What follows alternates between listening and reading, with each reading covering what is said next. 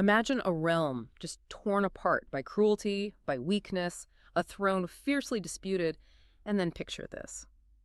A mere 14-year-old boy tasked with somehow uniting it all. This deep dive is about exactly that. How King Jaehaerys III, who we know as the Conciliator, actually managed what sounds like an impossible feat. Yeah, and we've got a fantastic stack of sources to dig into for this. Everything from Archmaester Umbert's historical accounts written about a century later to, court chronicles, even personal writings from Grandmaster Bennifer. They really give us this incredibly rich, almost intimate look into what was going on. Okay, so our mission today is to delve into these sources, pull out the most, fascinating bits, and help you understand how Jaehaerys navigated these really treacherous political waters. He defied expectations, and as the accounts really stress, he truly made the Seven Kingdoms one. So, where do we start? Let's paint a picture of the world he actually inherited. Well, the realm Jaehaerys came into was, frankly, a catastrophe. The chronicles don't mince words. They call it impoverished, war-torn, lawless, and riven with division and mistrust. Right, undone by the weakness of his father, Aenys, and then the sheer bloodlust and cruelty of his uncle Maegor. And Jaehaerys himself, just a kid, a green boy with no experience of rule. Exactly. And what's really fascinating here is that his claim to the Iron Throne wasn't even clear-cut. It wasn't straightforward at all. How so? Well, you see, his older brother, Aegon the Uncrowned, he actually claimed kingship first. And he had daughters. Two, in fact, 6-year-old twins, Arya and Rhaella. Ah, okay, so there's an argument there. There is. Certain maesters argued, quite logically, that if Maegor was a usurper, then Aegon was the true king. And if Aegon was the true king, shouldn't the succession pass to his elder daughter, Arya? Makes sense.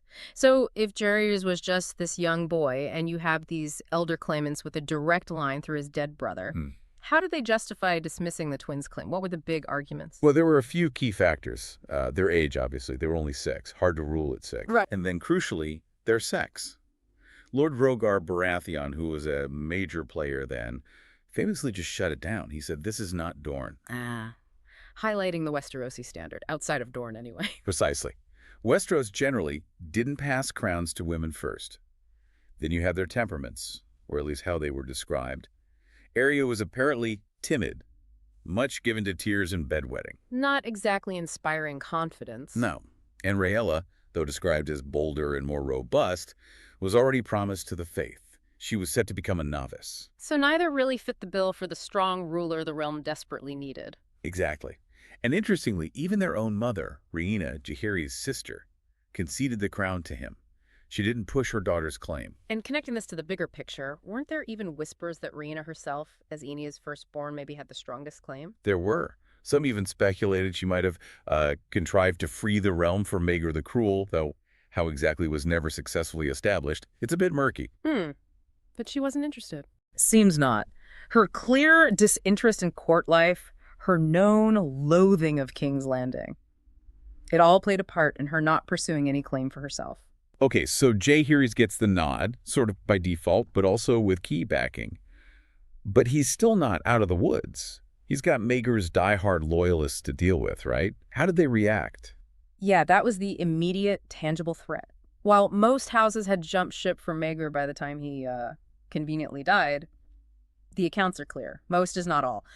There was still this core group of lords, mostly from the Crownlands: Rosby, Towers, Stokeworth, Massey, Hart, Bywater, Darkland, Rollingford, Mallory, Bar Emmon, Birch, Staunton, and Buckwell. They'd stuck with Maegor to the bitter end. So what happened to them? Did they just surrender? Their reactions were varied. Lord Rosby, for instance, chose to join his king in death, drank hemlock. Wow. Yeah. Buckwell and Rollingford, they fled across the narrow sea to Pentos, got out while they could. But some stayed. I remember reading Lords Darkland, Staunton, and Towers actually stayed to yield the Red Keep. They did. They faced the music, you could say. They yielded the castle to young Jaehaerys and his sisters, Rhaena and Alysanne, who arrived, quite dramatically, on their dragons, Vermithor and Silverwing. Can you imagine that scene? Jaehaerys sliding off Vermithor, probably looking way too young for all this, and these hardened lords bending the knee. What was his first reaction? His first words, according to the chronicles, were pretty sharp. "You come late to the feast." Oof. Yeah. And he immediately ordered them chained. This was despite some in his own party calling for their heads right then and there. So instant imprisonment. Instant imprisonment. And it wasn't just them. The Red Keep dungeons apparently filled up fast. They were full to bursting, the accounts say.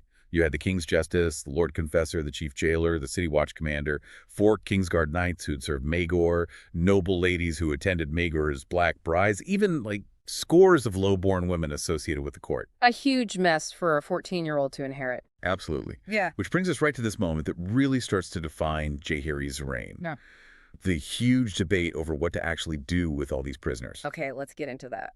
So on one side, you had Queen Alysanne, the Dowager Queen, his mother, and she was, understandably, consumed by fury. Right, Maegor had killed 2 of her sons. Exactly, including Jaehaerys, who was tortured horribly before being slain.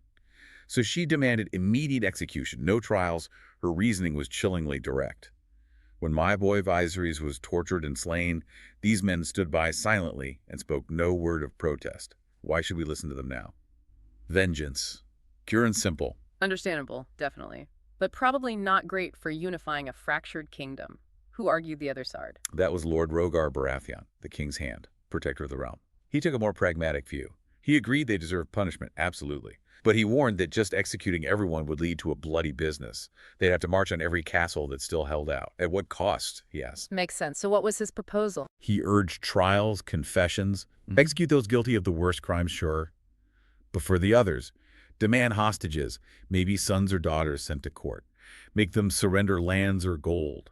Basically punishment, but stop short of reigniting the war. Okay, so you have vengeance versus pragmatism, a really tough spot for the young king. What were the stakes for Jaehaerys here, especially thinking about his father Aenys's legacy of, well, weakness? That's the absolute crux of it. The entire realm was watching. How would this new king act? Would he be Maegor reborn or something different? And this is where Jaehaerys makes his move. Even though he was only 10 and 4, a year and a half short of legal manhood, not even crowned yet, he did something decisive. What did he do? He climbed the Iron Throne, summoned his lords, and the sources describe him making this incredibly powerful declaration. He said, there will be no trials, no torture, and no executions. Wow, just like that. Just like that. He continued winds. The realm must see that I am not my uncle. I shall not begin my reign by bathing in blood. Some came to my banners early, some late. Let the rest come now. That's extraordinary. From a 14-year-old, it's not just mercy, it's incredibly strategic. He's instantly differentiating himself, signaling a completely new style of rule. Exactly. Building loyalty through trust, not just fear. And remember, legally, he had no legal force to actually overrule his council or the regent, Lord Rhaegar, at that point. So how did they react? His mother, Lord Rhaegar. The sheer force of his will, sitting there on that monstrous throne, it must have been something. Lord Rhaegar and Lord Valerian immediately backed him. They saw the wisdom, maybe the political genius in So it. not everyone was convinced. His sister Rhaena, ever the cynic perhaps, apparently muttered something like, they will cheer you as the crown is placed upon your head, as once they cheered our uncle and before him our father. A little reminder about how fickle crowds can be. And his mother, Queen Alysanne, the one who wanted blood. She eventually agreed, reluctantly. The text says she desired vengeance, but was loath to go against her son's wishes. And crucially, she added, it would make him seem weak. That was his father's downfall. So even in agreeing to mercy, the perception of strength was paramount. He couldn't afford to look weak like Aenys. Precisely. It shows the incredibly fine line he was already walking. So the policy was set. Mercy, but with conditions. Okay, so what happened then? The dungeons are emptied. Yep. The prisoners were brought out, given food, clean clothes, basic decencies they likely hadn't seen under Maegor. Then they were brought before Jaehaerys. They had to renounce Maegor, swear fealty, do homage. In return, they received pardons, got their lands and titles restored. Full restoration. That seems generous. Mostly. But it wasn't entirely without consequence. As Rhaegar had suggested, lords and knights had to send hostages to court, usually a son or a daughter if they had no sons. And the wealthiest, like Lords Towers, Darkland, and Staunton, they had to surrender some of their lands. Others paid hefty fines in gold. So clemency, but with a tangible price. Reconciliation, but also ensuring compliance. It makes you wonder, though, was this policy applied across the board? Did everyone get this deal, or were there exceptions? Oh, there were definitely exceptions. Lines he wouldn't cross, even for unity. Like who? Maegor's headsmen, his chief jailers, his confessors, the ones directly involved in torturing and killing Prince Jaehaerys' own brother, at the behest of Tyanna of the Tower. They were all executed. No mercy there. And their heads. Their heads and hands were delivered to Queen Alysanne, who the record states was well pleased. a bit grim, but it shows Jaehaerys understood his mother needed some justice or perhaps vengeance. Any others? What about the Kingsguard who served Maegor? Right. One of them, Sir Maladon Moore, also lost his head. He was implicated in the death of Queen Cerise Hightower years earlier. He denied it, claiming she died of shrewishness. Shrewishness? Seriously? Apparently so. But he did admit to witnessing Tyanna of the Tower's death, so he wasn't exactly clean. For the other 5 Kingsguard knights, Jaehaerys was firm. I will have no oath breakers at my court. Harsh, but understandable. But then his other sister, Princess Alysanne, stepped in. She pleaded for them, suggesting they be spared if they took the Black and joined the Night's Watch. And did they? 4 of them did. Yes. Sir Oliver Bracken, Sir Raymond Mallory, Sir John Tollet, and Sir Simon Crane. They chose the wall over the block. And the 5th? The 5th, Sir Harold Langward, refused. He demanded a trial by combat. Against who? Amazingly, Jaehaerys offered to fight him himself. The 14-year-old king. Yeah. But the Queen Regent, Alyssa, very wisely overruled him on that one. Probably saved him from getting himself killed or embarrassed. Probably. So who fought for the crown? They found a fitting champion, Sir Giles Morrigan. He was a nephew of Daemon the Devout, one of the warrior's sons who'd famously fought Maegor in the Trial of 7. Ah, symbolic. Very. And Sir Giles made short work of the elderly Sir Harold, won quickly. And Jaehaerys immediately named him Lord Commander of his own Kingsguard. Another smart move, rebuilding trust with the faith and rewarding loyalty. Okay, so Jaehaerys is making strides with the lords, even showing calculated mercy. But the realm's deeper wounds, especially from Maegor's war against the faith, those were still festering, right? Oh, absolutely. Just because he dealt with Maegor's lords didn't mean peace just arrived overnight. Maegor's attempts to basically exterminate the poor fellows and the warrior sons had turned a lot of pious folk, high and low, against House Targaryen entirely. You still had these militant bands roaming around. Like who? Any standouts? Yeah, figures like Ragged Silas, Dennis the Lame, and particularly Sir Joffrey Doggett. They called him the Red Dog of the Hills. He was apparently supported by Lady Lucinda of Riverrun and was actively trying to restore the warrior sons. But the biggest challenge, the most unconventional one, that came in the form of Septon Moon. Septon Moon. Okay, tell me about him. He sounds memorable. That's putting it mildly. The chronicles describe him as a massive hulk of a man, huge physical presence, thunderous voice. His followers were proclaiming him the true High Septon. The true High Septon, so challenging the one in Old Town. Directly. But here's the thing. He was no picture of piety, not even close. I know. Well, he openly boasted that the 7-pointed star was the only book he owned. And many doubted he could even read it, as no one ever saw him reading or writing. He'd start every sermon declaring, I am a sinner. Honesty, I guess. Well, he certainly lived up to it. He was known as a glutton, a drunkard, and especially a lecher. The texts say he lay with a different woman every night. Every night. Every night. And he apparently impregnated so many that his followers started believing his seed could make barren women fertile. It got to the point where husbands and mothers were offering him their wives and daughters. That's beyond bizarre. It sounds more like a cult leader than a Septon. It really does. Yeah. And the imagery got weirder. His followers painted images of the cock of the moon on their shield. The what now? Yeah. And there was apparently a brisk trade in souvenirs, clubs, pendants, staffs, all carved to look like his male member, believed to bestow prosperity. Okay. This is getting wild. So what was his actual campaign? What did he want? He was denouncing House Targaryen, calling them dragons and abominations. He called the actual High Septon in Old Town the Lickspittle. He demanded Lord Hightower hand over Old Town, demanded the High Septon face his wrath, and called on all the small folk to rise up against the dragons. And how is this playing out in Old Town itself? It was tense. The High Septon was basically a virtual prisoner in the Starry Sept. And Lord Hightower, the Maesters nicknamed him Lord Donald the Delayer, was refusing to actually fight Moon. He said it was due to a distaste for shedding pious blood. But many suspected it was really fear. Fear of Lords Oakard and Rowan, 2 powerful Reach Lords who were openly protecting Septon Moon and his army. Okay, so this puts Jaehaerys in a tricky position. He needs the real High Septon, the one in Old Town, to anoint him. That's crucial for legitimacy. Absolutely essential, which meant Septon Moon and his thousands of armed followers camped outside Old Town. They had to be dealt with, somehow. Did they hope he'd just go away now that Maegor was dead? That was the initial hope, yeah. That news of Maegor's death would make his host disperse. But it didn't happen. A few hundred left, maybe, out of around 5,000. Moon wasn't backing down. What did he say? His declaration was pretty defiant. What can the death of one dragon matter when another rises up to take its place? Westeros will not be clean again until all the Targaryens have been slain or driven back into the sea. So, no compromise there. Okay, so direct confrontation seems likely. How did the council in King's Landing react? What were the options? Well, the council debated. Some hawks immediately suggested, the new nuclear option. Yeah. The way Aegon the Conqueror and his sisters had dealt with the two kings on the field of fire. Dragon fire. Burn them all. Basically, yes.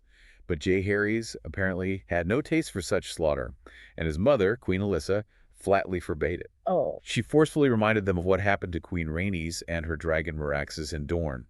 Dragonfire wasn't always the answer, and it could backfire spectacularly. Good point. So if not dragons, what else?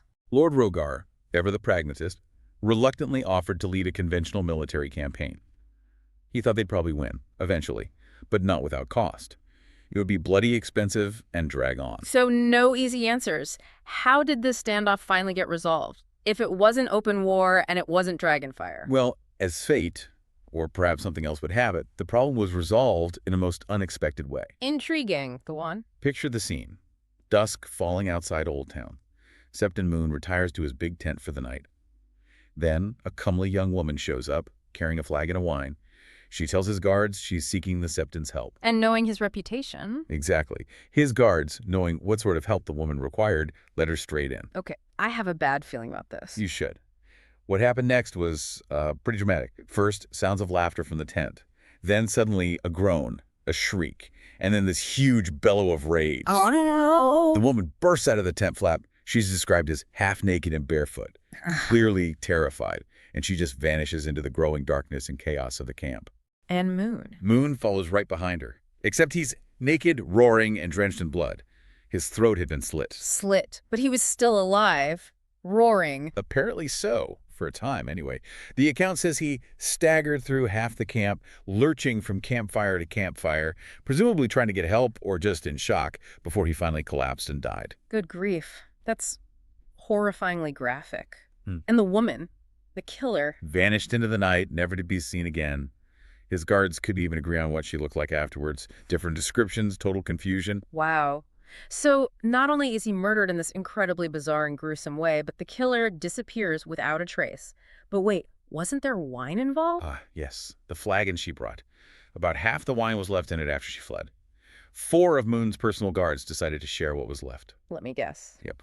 All 4 were dead before noon the next day. The wine, it turned out, had been laced with a potent poison. So she slit his throat and poisoned the wine. Talk about making sure. Or perhaps ensuring anyone who might have seen her clearly wouldn't talk. Either way, it was effective. What happened to his movement, his army? Did it just collapse? Pretty much instantly. Moon's death caused his whole host to just disintegrate. What had been a trickle of desertions before turned into a flood. People just packed up and left. But not everyone. Wasn't there infighting? Oh, yeah. Rivals immediately popped up trying to take over.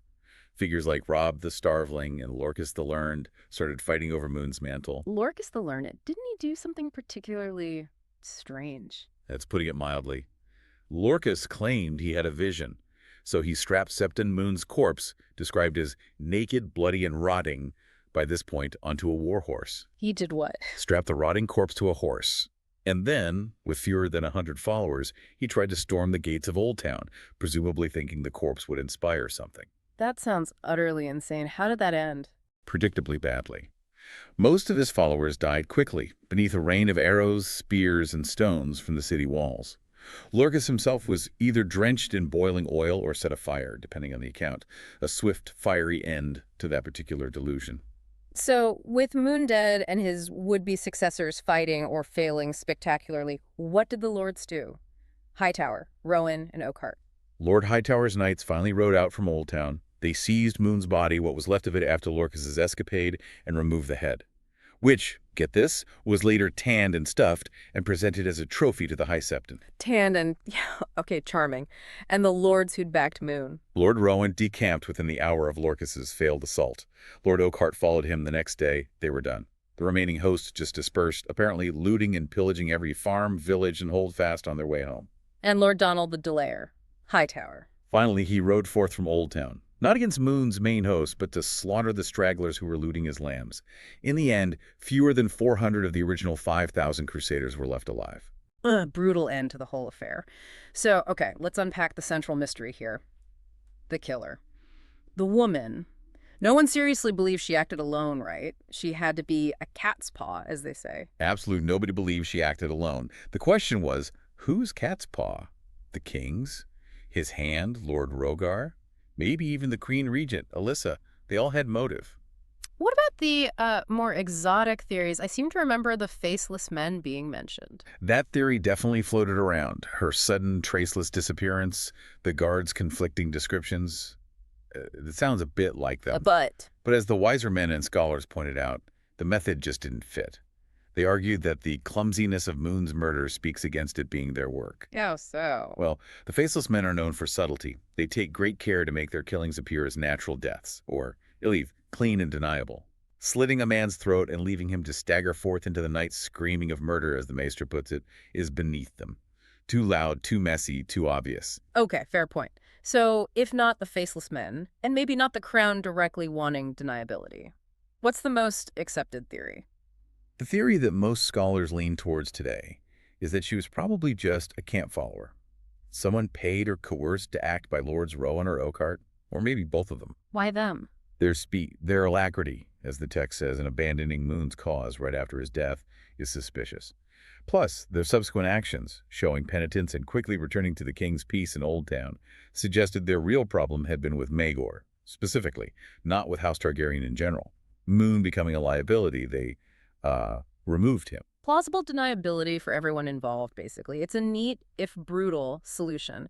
And it highlights that sometimes conciliation involves, well, removing obstacles quietly. It certainly cleared the path. With Sept and Moon gone, the way to Old Town was open. Jaehaerys traveled south. And the coronation. It finally took place in the starry Sept itself, late in 48 AC. The High Septon, the real one, personally anointed Jaehaerys and placed King Aenys's crown, his father's crown, on his head. 7 days of feasting followed. Hundreds of lords came to bend the knee. It was a huge legitimizing event. Who were the key people there? Oh, all the main players. His sisters Rhaena and Alysanne, his young nieces Arya and Rhaella were there. His mother, Queen Alyssa, Lord Rhaegar Baratheon, the new Lord Commander Sir Giles Morgan, Grand Maester Bennifer, Archmaesters from the Citadel, a proper royal gathering. But wasn't there one truly surprising guest? Someone nobody expected? Yes. The most unexpected arrival was Sir Joffrey Doggett, the Red Dog of the Hills. The leader of the outlawed warrior sons, the guy trying to restart the faith militant uprising. The very same, self-proclaimed Grand Captain of the outlawed warrior sons. And he didn't arrive in chains, as you might expect. He arrived carrying a safe conduct bearing the king's own seal. Jaehaerys invited him. After everything, what was the significance of that? Grand Maester Bennifer wrote that this specific meeting set the table for Jaehaerys' entire reign. It was that pivotal. Wow. So what happened? Did Doggett demand things? He and Lady Lucinda of Riverrun, who came with him, urged Jaehaerys to do exactly what they wanted. Reinstate the swords and stars, bring back the faith militant. And Jaehaerys? He refused, firmly. He made this historic declaration. The faith has no need of swords. They have my protection, the protection of the Iron Throne. Basically saying, the ground protects the faith now, the faith doesn't need its own armies. But he didn't just shut them down. No. He did rescind Maegor's bounties. He said, I shall not wage war against my own people, but neither shall I tolerate treason and rebellion. A clear line. And then came the absolute masterstroke. What? He looked right at Sir Joffrey, this grizzled warrior, the Red Dog, who apparently retorted something like, I rose against your uncle just as you did. And Jaehaerys replied, your vows to them, the warrior sons, are at an end, but your service need not be. I have a place for you. No, he didn't offer him. He offered Sir Joffrey Doggett, the outlaw rebel captain, a place in his Kingsguard. You're kidding. The court must have lost its mind. The account says a hush fell. People probably expected Joffrey to attack him right there. When Joffrey drew his sword, some must have braced for it. But instead, he knelt, laid his sword at Jaehaerys' feet, and apparently had tears upon his cheeks. That's incredible. Turning your most prominent faith militant opponent into one of your sworn protectors, the symbolism is off the charts. It was an incredible gamble, showing immense trust, but it paid off spectacularly. It signaled to everyone, lords, faith, small folk, that Jaehaerys was serious about reconciliation, about integrating former enemies, not just crushing them. Wow. Okay, before we wrap up this early period, there's one other little detail from around the coronation time that always fascinated me. The twins, Arya and Rhaella. Ah, yes, the potential switch. Right. They were described as mirror images physically, but total opposites in temperament. Rhaella was bold, adventurous, Arya was shy, timid, and notably terrified of dragons. But after the coronation, something changed. The girl who stayed in Old Town to become a septa, supposed to be Rhaella, suddenly became incredibly devout, focused on prayer and study, never needing punishment again. Total turnaround. While the girl who went back to King's Landing with the king supposed to be Arya, the heir presumptive became lively, quick-witted, and adventurous. Started spending all her time in the dragon yards, overcoming that supposed fear of dragons. So the theory is, The widely believed theory, though it was never proven, is that Queen Rhaena, their mother, or maybe Queen Alyssa, switched them. why? Well, think about it. Princess Arya, or the girl now called Arya, was the heir to the Iron Throne until Jaehaerys had children of his own. Maybe they thought the bolder, more adventurous twin, the one not afraid of dragons, would make a better potential heir, or at least present a stronger image at court, while the shyer one was better suited for the quiet life of the faith. A subtle deception at the highest level, potentially shaping the line of succession, and no one questioned it. Apparently not. Or if they did, they kept quiet. It just speaks volumes about the constant maneuvering around the throne, even within the family. Incredible. Okay, so Jaehaerys heads back to King's Landing after all this. And his return was a triumph, cheering crowds, and riding right beside him. Sir Joffrey Doggett, the former rebel, now in a white cloak. What a picture that must have been. And it didn't stop there. Inspired by Doggett's treatment, poor fellow started appearing along the road, begging for the same clemency. And Jaehaerys granted it. He did, but with a condition. They had to journey north and join the Night's Watch. Hundreds apparently took the oath, including no less a personage than Robb the Starveling, one of Septon Moon's former rivals. Wow. So he dealt with the lords, neutralized the faith militant threat through both mysterious means and stunning reconciliation, and even handled the remnants. Grand Maester Bennifer really summed it up, didn't he? He did, he wrote. Within a moon's turn of being crowned, King Jaehaerys had reconciled the Iron Throne to the faith and put an end to the bloodshed that had troubled the reigns of his uncle and father. A remarkable achievement for a 14-year-old. Absolutely remarkable. So, recapping, we've seen Jaehaerys I start as this young, frankly inexperienced king with a shaky claim, inheriting a realm that was just shattered. Yeah, and somehow, through a combination of wisdom, courage, unexpected mercy, but also maybe some decisive, possibly ruthless, behind-the-scenes actions, like with Septon Moon, he managed to forge a unified realm out of that chaos. He really showed that strength isn't always about brute force, is it? Sometimes it's about shrewd diplomacy, offering that path to reconciliation. But then you have the Septon Moon situation, where eliminating a threat maybe brutally cleared the path. It raises questions, doesn't it? What does it truly mean to be a conciliator? Is it just the public gestures of mercy? Is it sometimes the quiet, necessary removal of obstacles? Or is the real skill knowing which path to choose and when for the greater good? And how much does that fear of appearing weak, like his father, really drive those choices? Can a leader truly be both principled and pragmatically flexible? It really makes you think about the complexities of leadership, especially in such turbulent times.